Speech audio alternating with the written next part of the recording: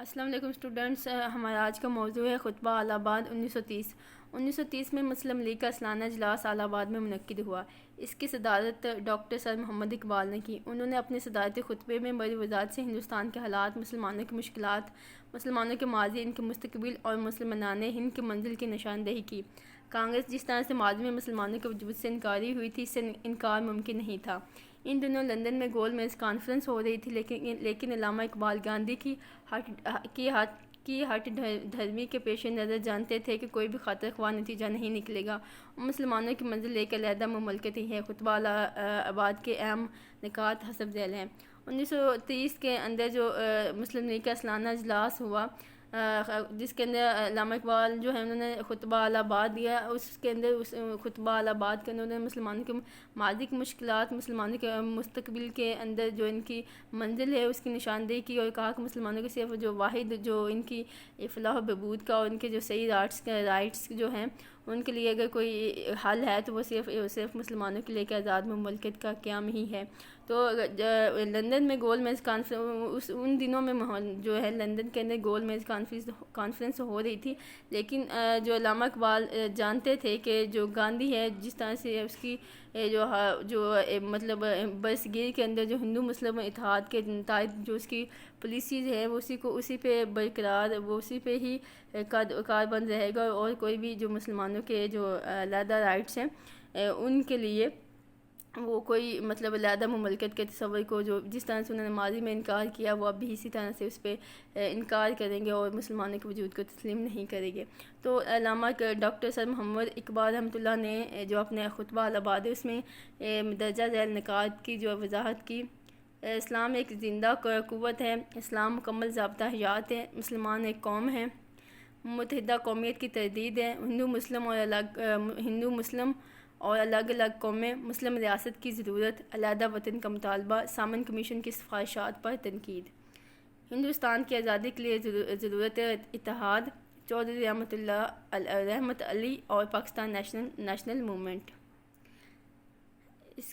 اسلام ایک زندہ قوت ہے، اس کے اندر علامہ اقبال نے جو اسلام ایک زندہ قوت ہے اس کی وضاحت ان الفاظ میں جو ہے کی اور اس کو الیبوریٹ کیا اور بتایا کہ اسلام ایک زندہ قوت ہے، اسلام ریاست اور فرد دونوں کی زندگی میں اہم کردار ادا کرتا ہے۔ یہ ایک حقیقت ہے، دستور حیات اور ایک نظام ہے۔ جس شخص کو آپ نے آل انڈیا مسلم لیگ کی صدارت کے اعزاز سے نوازا ہے وہ اب بھی اسلام کی ایک طاقت سمجھتا ہے، اور یہی طاقت انسان کے ذہن کو وطن اور نسل کے تصور کی قید سے نجات دلا سکتی ہے۔ تو اس خطبہ الہ آباد کے اندر جو ان کا پہلا پوائنٹ تھا، ڈاکٹر اقبال انہوں نے یہ کہا کہ اسلام ایک زندہ قوت ہے، اور آپ نے جس بندے کو کہا کہ مجھے کہا کہ ڈاکٹر محمد اقبال صاحب کو کہ مجھے جس بندے کو آپ نے کہا کہ صدارت اس خطبے کے صدارت کا جو شرف نوازا تو وہ اسلام کو پہلے بھی ہی ایک جو ہے زندہ طاقت سمجھتا تھا، اور اب بھی اسلام کو ایک زندہ طاقت سمجھتا اور سمجھتا ہے کہ جو اسلام میں کیا ہے، ایک دستور حیات ہے اور ایک مکمل نظام ہے، اور یہ جو وہ واحد جو ہے تصور ہے جو کہ انسان کے ذہن کو وطن اور نسل کے تصور کی قید سے نجات دلاتی ہے اور پورا دستور حیات جو ہے وہ فراہم کرتی ہے۔ اسلام مکمل ضابطہ حیات۔ یورپ میں مذہب ایک فرد کا ذاتی معاملہ ہے، وہاں فرد روح اور مادہ میں تقسیم ہے، ریاست اور کلیسا جدا ہیں، خدا اور کائنات میں کوئی تعلق نہیں، لیکن اسلام ایک وحدت ہے جس میں ایسی کوئی تفریق نہیں۔ اسلام چند عقائد کا مجموعہ نہیں بلکہ مکمل ضابطہ حیات ہے۔ مذہب کو فرد اور ریاست کی زندگی میں بڑی اہمیت حاصل ہے۔ اسلام جو مغربی تہذیب و ثقافت اس کے اندر جو ریلیجیس ہے، جو مذہب ہے وہ مذہب کا جو ہے مذہب ہے وہ کسی انسان کا ذاتی معاملہ تصور کیا جاتا ہے، اس کے اندر انٹرفیئر جو ہے کرنا اس کو برا تصور کیا جاتا ہے۔ وہاں پہ انسان اور جو اس کی انسان کی جو سول ہے، اس کی جو اندر کی زندگی اور جو بعد کا جو اس کی زندگی اس کو علیحدہ تقسیم کیا جاتا ہے، کہ وہاں روح کو علیحدہ تصور کیا جاتا ہے اور مادی زندگی کو علیحدہ تقسیم کیا گیا، ریاست اور کلیسا جدا ہیں۔ ان کا جو ریاست کے نظام ہے وہ جدا ہے، کلیسا کے اندر جو نظام ہے، عبادت کے جو نظام ہے، ان معاملات کا کلیسا کے جو ریاست کے نظاموں کے ساتھ کوئی لینا دینا نہیں، اور کلیسا کے جو نظام ہے اس کے اندر ریاست کے نظاموں کا کوئی لینا دینا نہیں ہے۔ خدا اور کائنات میں کوئی تعلق نہیں۔ وہ سمجھتے ہیں خدا جو ہے وہ اس کی ایگزسٹنس کو مانتے ہیں، بٹ وہ سمجھتے ہیں کہ وہ جو مین کے جو ریاست کے لیے جو کام ہے، جو میٹیریلسٹک ہیں وہ اور ہیں، اور جو کائنات ہے وہ اللہ نے کریٹ کی، تو اس کے جو یونیورسز کی جو انرجیز ہیں وہ ڈیفرنٹ ہے۔ لیکن اسلام ایک وحدت ہے جس میں کوئی ایسی تفریق نہیں، لیکن اسلام جو ہے ان سب چیزوں کو ملاتا ہے، وہ ایک وحدت ہے۔ اسلام چند عقائد کا مجموعہ نہیں بلکہ مکمل ضابطہ حیات ہے۔ اسلام جو ہے صرف عقائد تک نہیں، اسلام کے اندر جو بھی چیزیں ہیں وہ کیا ہے، پریکٹیکل ہے۔ اسلام کے اندر جو ہے ریاست کے بھی اصول وضع کیے گئے ہیں، ان کے اوپر ہمارے آپ صلی اللہ علیہ وسلم نے بقلم خود اور اس کے بعد خلفاء راشدین نے عمل کر کے بتایا کہ جو ریاست کے معاملات ہیں وہ انسانوں سے جڑے ہوئے ہیں، اور یہ دونوں کیا ہیں، ایک وحدت کے طور پہ ان کے اسلام جو کیا ہے مکمل ضابطہ حیات ہے۔ مذہب کو فرد اور ریاست کی زندگی میں بڑی اہمیت حاصل ہے۔ جو مذہب ہے وہ فرد ہے، اور اس کے مذہب کے جو ہے سارے کی ساری ریاست جو ہے مذہب کے اکارڈنگ چلتی ہے، جو ریاست ہے اس کے اندر سارے کے جو افراد مل کے ریاست بناتے ہیں، تو مین مذہب کو فرد اور ریاست کی زندگی میں بڑی اہمیت حاصل ہے اسلام کے اندر۔ مسلمان ایک قوم ہے۔ ہندوستان کے مسلمان اپنے تہذیب و تمدن، ثقافت اور اسلام کی وجہ سے یہاں کی دوسری قوموں سے مختلف ہیں۔ ان کی تعداد بر اعظم میں 7 کروڑ ہے۔ ہندوستان کے دوسرے باشندوں کی نسبت ان میں زیادہ ہم آہنگی اور یکسانیت پائی جاتی ہے۔ حقیقت یہ ہے کہ مسلمانوں کو ہی جدید ترین معنی میں قوم کہا جا سکتا ہے۔ جو ڈاکٹر سر علامہ اقبال نے اعلان اس بات کی وضاحت کی کہ مسلمان ایک قوم ہے، کیونکہ ان کا اندر جو ان کے رہن سہن کے طریقے ہیں، جو ان کے تہذیب و ثقافت، ان کے تمدن ہیں، وہ دوسری قوموں سے یکسر جو ہے مختلف ہیں، اور ان کے اندر جو ان کے ایتھکس ہیں وہ اس طرح کے ہیں کہ ان کے اندر آپس میں یکسانیت پائی جاتی ہے، ان کے اندر مماثلت پائی جاتی ہے، اور ان کی تعداد برآمد ایشیا کے اندر کتنی 7 کروڑ ہے۔ تو اگر ہم جدید قومی جو ہیں، جو کسی بھی روح سے ہم اس کی تعریف کرتے ہیں، تو مسلمان کیا ہے کہ جدید قومی تعریف کے لحاظ سے، معنی کے لحاظ سے ایک علیحدہ قوم ہے اور اپنی علیحدہ آئیڈینٹی رکھتی ہے۔ متحدہ قومیت کی تردید۔ مغربی ممالک کی طرح ہندوستان کی یہ حالت نہیں کہ اس میں ایک ہی قوم آباد ہے۔ ہندوستان مختلف اقوام کا وطن ہے جن کی نسل، زبان، مذہب سب ایک دوسرے سے الگ ہیں۔ یہی وجہ کہ ان میں وہ احساس پیدا نہیں ہو سکا جو ایک ہی نسل کے مختلف افراد میں ہوتا ہے۔ ہندوستان کے اندر بہت سی قومیں جو تھی وہ باہر سے آئی تھی، تو یہ جو ہندوستان کے اندر کوئی ایک قوم نہیں تھی، اس کے اندر مختلف اقوام جو ہیں وہ جو تھی اس کے اندر رہتی تھی، جن کی وجہ سے اس کے اندر کیا تھا کہ ایک قوم کا ساز، ایک جو قوم ہے جس کے ایک قوم کے اندر جو کیا یکسانیت پائی جاتی ہے، ان کے جو مذہبی تہوار، ان کی رسم و رواج، ان کی جو فکری ہے، ان کی فکری جو ان کی سوچ، وہ سب ساری ایک جیسی ہوتی ہے۔ بٹ اس کے اندر جو ہے ڈفرینٹ قسم کے اقوام تھے، ان کے اپنے کلچرز، اپنی ان کی سویلائزیشن تھی، جس کی وجہ سے برصغیر کے جو سارے جو دوسرے اقوام ہیں ان کو ایک قوم نہیں کہا جا سکتا، اور کسی طرح سے بھی ان کے اندر جو ہے ایک نسل جو ایک ان کے اندر احساس پیدا نہیں ہو سکتا، تو جو کہ ایک نسل کے مختلف افراد میں عمومی طور پہ ہوتا ہے۔ ہندو مسلم 2 الگ قومیں۔ ہندو اور مسلمان 2 الگ قومیں، ان میں کوئی بھی ایک قدر مشترک نہیں۔ یہ وجہ کہ وہ گزشتہ 1 سال سے اپنی الگ حیثیت قائم رکھے ہوئے ہیں۔ ایک ہی ملک میں رہنے کے باوجود ہمیں یکجہتی کی فضا اس لیے قائم نہیں ہو سکی کہ یہاں ایک دوسرے کی نیتوں کو شک کی نگاہ سے دیکھا جاتا ہے، اور ہماری یہ کوشش ہوتی ہے کہ کس طرح فریق مقابل پر غلبہ اور تسلط حاصل کیا جائے۔ ہندو اور مسلمان کے کیونکہ ان کے نظریات زندگی الگ الگ ہیں، جس کی وجہ سے وہ کیا ہیں کہ وہ کبھی بھی کسی ایک پیج پہ اکٹھے نہیں ہو سکے۔ میں نے گزشتہ سالوں سے ڈاکٹر علامہ اقبال نے اس بات کی وضاحت فرمائی کہ جتنے سالوں سے ہم لوگ آپس میں رہتے ہیں ان کے اندر یکجہتی پیدا نہیں ہو سکی، کیونکہ ایک دوسرے کی جو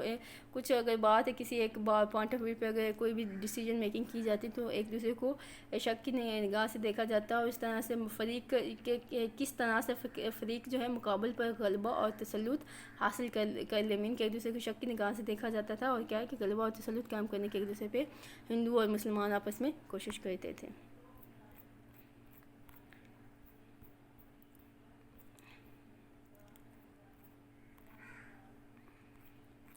مسلم ریاست کی ضرورت۔ ہندوستان دنیا میں سب سے بڑا اسلامی ملک ہے، تنہا ایک ملک میں 7 کروڑ فرزندان توحید کی جماعت کوئی معمولی تعداد نہیں۔ اگر ہم چاہتے ہیں کہ اس ملک میں اسلام بحیثیت ایک تمدنی قوت کے زندہ رہے تو اس مقصد کے لیے ایک مرکز قائم کرنا ہوگا، اور مسلم ریاست کی ضرورت کو اس لیے بھی ضروری قرار دیا گیا کیونکہ ایک ہی بر اعظم کے اندر 7 کروڑ جو مسلمان ہیں، وہ 7 کروڑ لوگ جو ایک ہی ان کا ایک ہی نظریہ، ایک ہی دستور حیات ہے، تو ان کو جو ایک کوئی چھوٹا سا گروہ سمجھنا کوئی معمولی بات نہیں، کیونکہ یہ ایک علاج جو ہے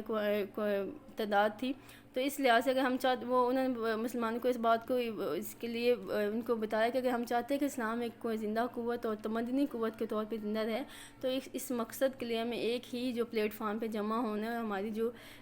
اپنی سوچ ہے اس کو ایک ہی مرکز پہ قائم کرنا ہوگا۔ علیحدہ وطن کا مطالبہ۔ میں یہ چاہتا ہوں کہ صوبہ پنجاب، صوبہ شمال مغربی سرحد سندھ اور بلوچستان کو ایک ریاست کی شکل دی جائے۔ یہ ریاست برطانوی ہند کے اندر اپنی حکومت خود مختاری حاصل کرے۔ خواہ اس کے باعث مجھے تو ایسا نظر آتا ہے کہ شمال مغربی ہندوستان کے مسلمانوں کو آخرکار ایک منظم اسلامی ریاست قائم کرنا ہی پڑے گی۔ انہوں نے کہا کہ یہ جو صوبہ پنجاب، صوبہ شمال مغربی سرحد سندھ اور بلوچستان کو ایک ریاست کی شکل دی جائے تاکہ اس کے اندر مسلمان اپنی خود جو مختاری اس کو قائم رکھ سکیں، اور مجھے تو یہ نظر آتا ہے کہ شمال مغربی ہندوستان کے مسلمانوں کو آخرکار ایک منظم اسلامی ریاست قائم کرنا ہی ہوگی۔ سامن کمیشن کی سفارشات پر تنقید۔ علامہ سر محمد اقبال جداگانہ انتخابات بنگال، پنجاب اور سرحد میں مسلم اکثریت کو قائم رکھنے کے زبردست حامی تھے۔ یہی وجہ کہ تجاویز کی مخالفت کرتے ہوئے سر شفیق کی حمایت کی تھی، کیونکہ سامن کمیشن نے بھی بنگال اور پنجاب میں مسلمانوں کی آئینی اکثریت کی حمایت نہیں کی تھی، اس لیے آپ نے اس پر بھی سخت تنقید کی۔ علامہ سر محمد اقبال جو تھے مسلمانوں کے جو علیحدہ انتخابات تھے اس کے جو زبردست حامی تھے، اور جو بنگال اور پنجاب میں سرحد میں مسلم اکثریت کو قائم رکھنے کے لیے اور اس کے زبردست حامی تھے، اور اس بات کے بھی حامی تھے کہ مسلمان اپنا علیحدہ تشخص قائم رکھیں، اور جن میں علاقے میں مسلمانوں کی اکثریت ہے وہاں پہ ان کے علیحدہ جو ہیں انتخابات ہوں اور وہ اپنی علیحدہ جو ہے مسلم اکثریت کو قائم رکھیں۔ یہ جو اسی وجہ سے انہوں نے کیا کہ جب سر شفیق احمد جو ہیں انہوں نے سامن کمیشن جو ہے انہوں نے اس کی حمایت نہیں کی، اور بلکہ اس پہ کیا کیا کہ اس پہ سخت تنقید کی، اور مسلم اور جو ہیں اکثریت جو ہے جو کہ بنگال اور پنجاب کے اندر تھی اس کی جو ہے حمایت کی۔ ہندوستان کی آزادی کے لیے ضرورت اتحاد۔ علامہ اقبال نے اپنے خطبے میں واضح کر دیا کہ اگر مسلمانوں کے جائز مطالبات پورے نہ کیے گئے تو وہ متحد ہو کر کوئی آزادانہ سیاسی قدم نہیں اٹھائیں گے۔ مسلم مملکت کا ہمارا یہ مطالبہ ہندو اور مسلمان دونوں کے لیے منفعت بخش ہے۔ ہندوستان کو اس سے حقیقی امن و سلامتی کی ضمانت مل جائے گی۔ تو اس کے اندر نے کہا کہ ہمیں ہندوستان کی آزادی کی ضرورت اس وجہ سے بھی ہے کہ ہمارے جو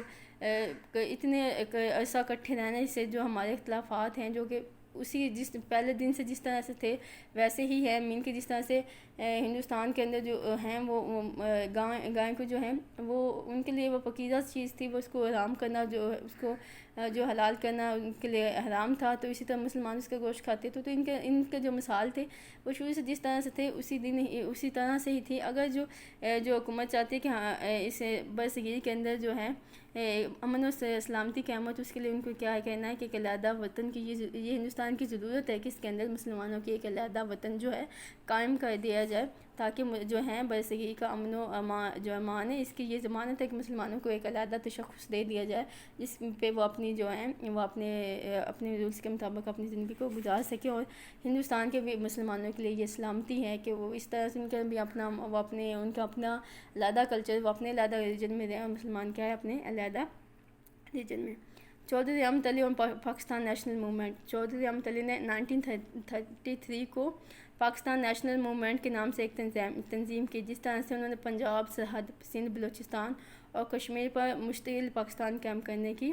تجویز پیش کی۔ چودھری رحمت علی کے ان کے یہ تھاٹس تھے کہ ان کے جو صوبے ہیں، 4 جو صوبے ہیں ان کے پنجاب، سرحد سندھ، بلوچستان اور کشمیر، جو 5 کشمیر کو بھی انہوں نے اس کے اندر شامل کیا۔ ان کے اندر اکثریت ہے مسلمانوں کی، مسلمان ہی موسٹلی اس کے اندر رہتے ہیں، کیونکہ ان کے آپس میں جو ان کا رہن سہن تھا، ان کا تمدن جو تھا وہ آپس میں ملتا تو ان علاقے میں مسلمانوں کی اکثریت تھی، تاکہ تو چودھری رحمۃ اللہ نے اس کے لیے پاکستان نیشنل موومنٹ جو ہے سٹارٹ کی 1933 کے اندر، اور اس کے لیے انہوں نے ایک تجویز پیش کی کہ پنجاب سرحد سندھ بلوچستان کشمیر کے لے کے علیحدہ وطن کی جو ہے قائم کر دیا جائے، اور پاکستان جو ہے انہوں نے ان صوبوں کے لیے پاکستان کی تجویز کہا کہ ان صوبوں کو ملا کے پاکستان کو بنا دیا جائے۔ ہر لحظہ نیا تو نہیں برق تجلی، اللہ کرے مرحلہ شوق نہ ہوتے۔ Thank you all of you, have a good day.